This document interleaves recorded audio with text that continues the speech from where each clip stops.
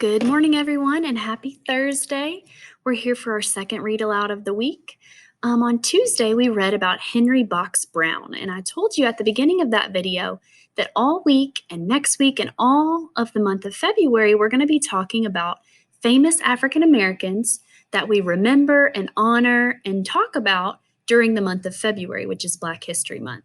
So today, we are going to talk and learn about a famous African American woman that you might have heard of before, and her name was Harriet Tubman. Okay, if you have not heard of Harriet Tubman before, she did something very, very special that helped the slaves escape to freedom. And we're going to read about that today. Now, today's story is a little different because it has lots and lots of facts in it from history. And so it's not like a regular story, so I'm not going to read you every page.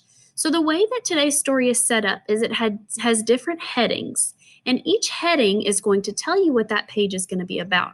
So we're going to kind of skip around a little bit, and we're only going to go through a few of the things that Harriet Tubman did, and we're going to talk about something called the Underground Railroad, which you might have heard of, you might not, but you're going to learn some about it today.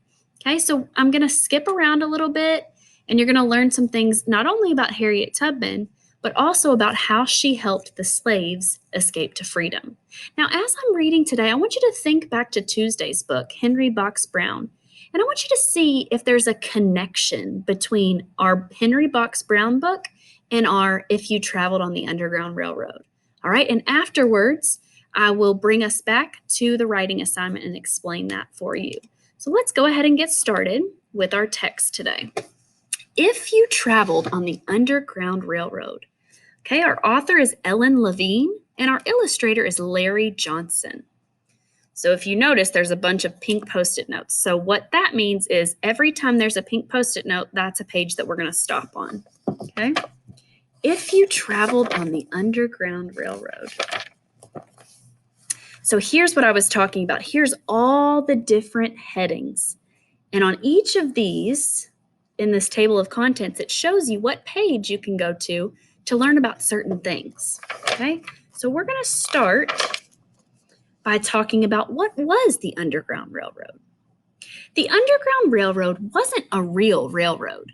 It was the secret way to get from the South and slavery to the North and freedom. Sometimes you would ride on a real railroad, sometimes in a horse-drawn cart, sometimes in a fancy carriage, sometimes on a boat, sometimes on horseback. And much of the time you would walk. The whole trip was called the Underground Railroad. When you traveled in this secret way, you stayed at special hiding places throughout the South and North. Often you had to find your own hiding places. Other times, people hid you until you could travel on. The houses the slaves hid in along the way were called stations. People who helped the fugitives were called railroad workers. Some were conductors, and they would lead you to the next station. Others were station masters, and they would feed you and give you a place to sleep until you left for the next station. Okay, so that was our first section. What was the Underground Railroad? Our next section is called How Did the Underground Railroad Get Its Name? So on these pages, you're going to learn about why it's called the Underground Railroad. There is a story of a runaway slave named Tice Davids. Sometime in the year 1831, he escaped from his owner's home in Kentucky and swam across the river to the town of Ripley, Ohio. The owner could see Davids in front of him crossing the river. But when Davids landed on the shore, he vanished from sight. The owner searched all through the town, but Davids was nowhere to be found. Finally, the owner gave up and went home to Kentucky. He could not figure out what had happened to Tice Davids. Bewildered, he shook his head and said, "He must have gone on an underground road." Soon, many people knew about Tice Davids' escape. Steam engine trains had just been invented, and people began to say that Davids had escaped on an underground railroad. The name stuck, and from then on, Whenever slaves escaped, people said they had traveled on the Underground Railroad. It was a perfect name. Underground because it was secret and you couldn't see it, and railroad because it seemed to run regularly and swiftly. Okay, so now you know how the Underground Railroad got its name. The next section we're going to read about talks about slavery. So here we see our heading says, what did it mean to be a slave? Now I know in Tuesday's story we kind of read a little bit about a slave, but this is going to give us some background information and some history about what it means to be a slave, or what it meant to be a slave. To be a slave meant that you had nothing you could call your own, not even your name. You, the clothes you wore, the food you ate, the place you slept, all belonged to another person. That person was your owner. And just to make sure you didn't forget it, your last name was often the same as your owner's. To be a slave meant that you had to do whatever work your owner wanted. Some slaves worked from before sunrise until after dark in the rice or cotton or bean fields. Others worked in the owner's house. Sometimes owners sent slaves to work for other people who paid the slaves. Of course, the owner kept most of the money. The slaves were given just enough to live on. Even so, a few were able to save a little money. To be a slave meant that your owner could punish you whenever he or she wanted to. One slave was beaten because he called his owner Mr. instead of Master. Another was whipped because he had looked at a slave the master had beaten to death and cried.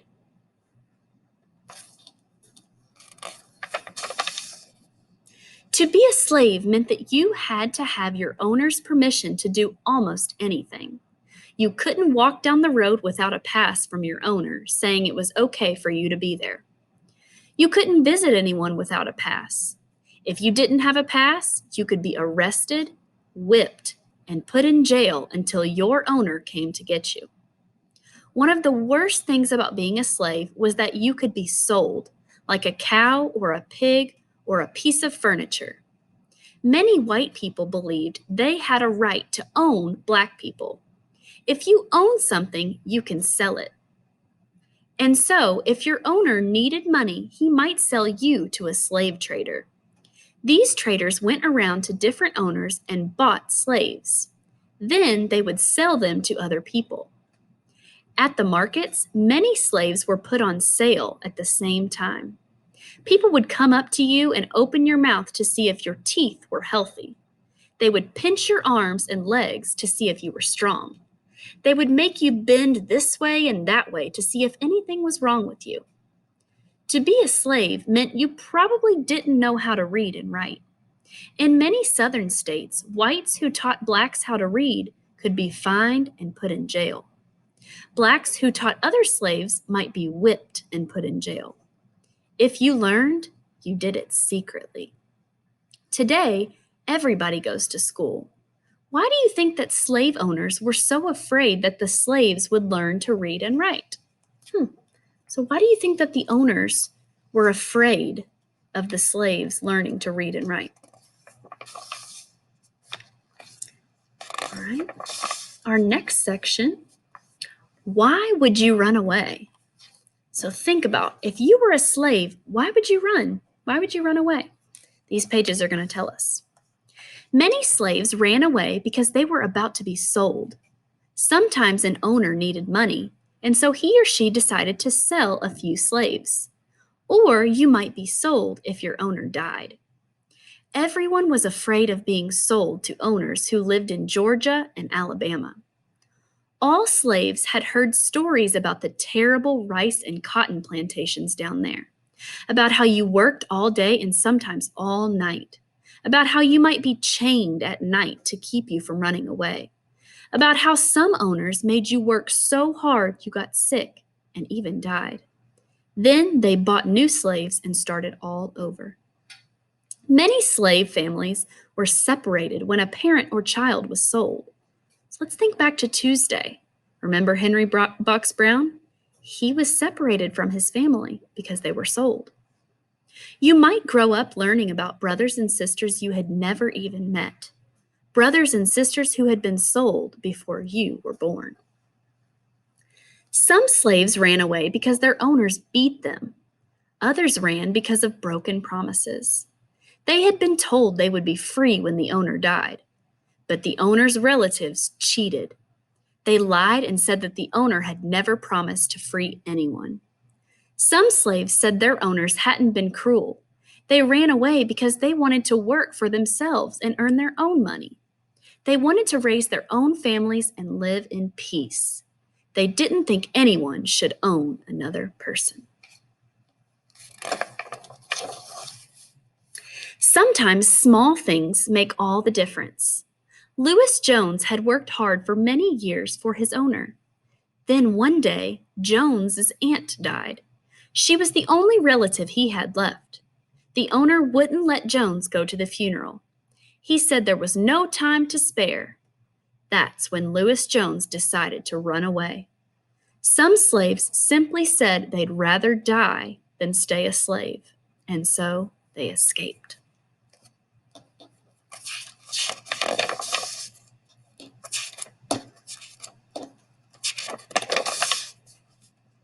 Right? Our next section talks about where was the safest place to go. So think, if you're a slave, you're doing it in secret, trying to escape to freedom. So where do you go to stay safe? Let's find out. Most runaway slaves went to the northern states. By 1800, slavery had ended in most of these states. The runaways fled to Philadelphia, Cincinnati, New York, Boston, and other cities and towns. But in 1850, a new law made it unsafe even there. This law said that slave hunters could come into a northern state, find you, and say you had run away. Then they would handcuff you and take you back to the South. And so you went even farther north to Canada. The minute you set foot in Canada, you were free. There is a story about a fugitive who was chased by his owner across the bridge from the United States to Canada. When he reached the Canadian side, he stopped suddenly. He turned around, looked at the owner in the eye, and grinned. He was safe and free. They were equals now. Slaves sang a song about Canada. "Oh, old master, don't cry for me, for I am going to Canada, where colored men are free."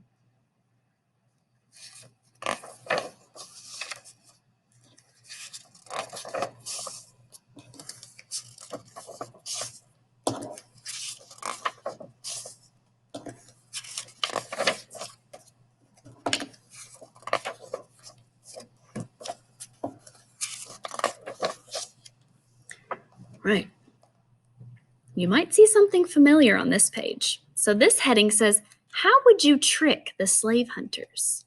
Take a nice look at this illustration as I read these pages. Hunters often used dogs to track you down.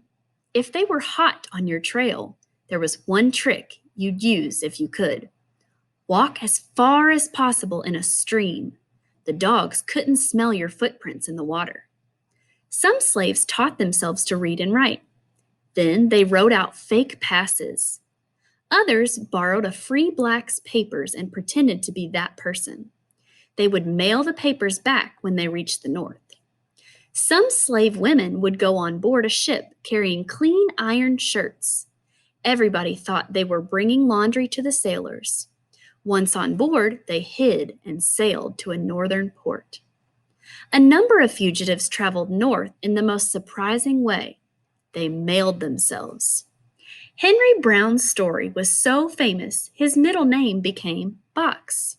He mailed himself from Richmond, Virginia. He wrote on his box, "This side up." But still, he was turned upside down for many miles.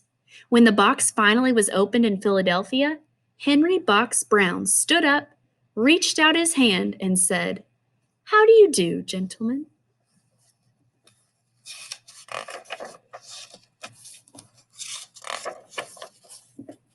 Got one more section to read.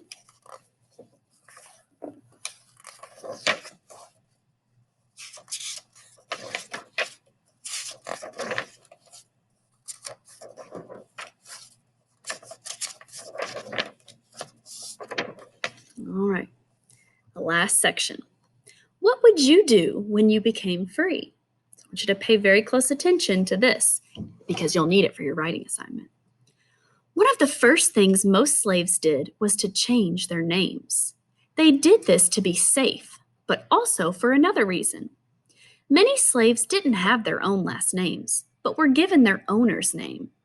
And so, changing your name was as if you were throwing your owner out of your life. You were starting a new life, and it was a good way to get a fresh start. Free blacks found jobs, earned money, and raised their families. Many wanted to learn to read and write, even though they were grown up. Some secretly went back south and worked on the Underground Railroad, helping other blacks to escape. Sometimes they were able to bring families together after many years. This happened to William Still, the free black who worked on the Underground Railroad in Philadelphia. One day he met a man in the street who had just escaped from the South. They talked for a while, and William discovered the man was his long-lost brother, Peter.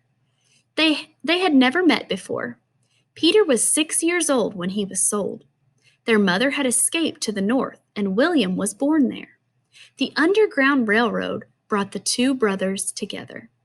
Most of all, the fugitives felt happy to be free. When he was told he was free, Tom Robinson said, "Was I happy? You can take anything. No matter how good you treat it, it wants to be free. You can treat it good and feed it good and give it everything it seems to want. But if you open the cage, it's happy." And that is the end of our text, If You Traveled on the Underground Railroad. So I hope you guys learned a lot of new information during that read aloud.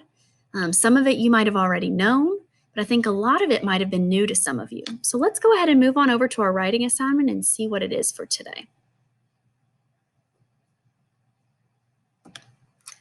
All right, so you know you'll find the video on slide 1. On slide 2 is your writing assignment. You've got 2 parts to this writing assignment. The first part says, imagine you are a slave traveling on the Underground Railroad. Write 2 or more sentences to describe your journey. Okay, so for this first response, you really have to take some time, close your eyes and visualize. Take a picture in your brain. Pretend like you yourself are a slave and you are traveling in the Underground Railroad. Write about your journey using 2 or more sentences. All right. Then the second part of your response says you made it. You are now free. What are you going to do now that you are free? Okay, so you're going to describe for the second part what you do when you become free. So the first part, you're a slave, and you're going to describe your experience, your journey on the Underground Railroad. But in part 2, you've been freed. Tell me about what you would do when you get freed. All right. I hope you guys found this text very interesting today. Remember, the main person that we are reading about today was Harriet Tubman. So she is one woman that was from the past that we honor and celebrate and remember during Black History Month because she saved so many slaves by creating and conducting the Underground Railroad. So this week we learned about 2 different famous African Americans, Henry Box Brown and Harriet Tubman. Next week, come back to learn about 2 more famous African Americans. Have a great weekend, and I'll see you next week.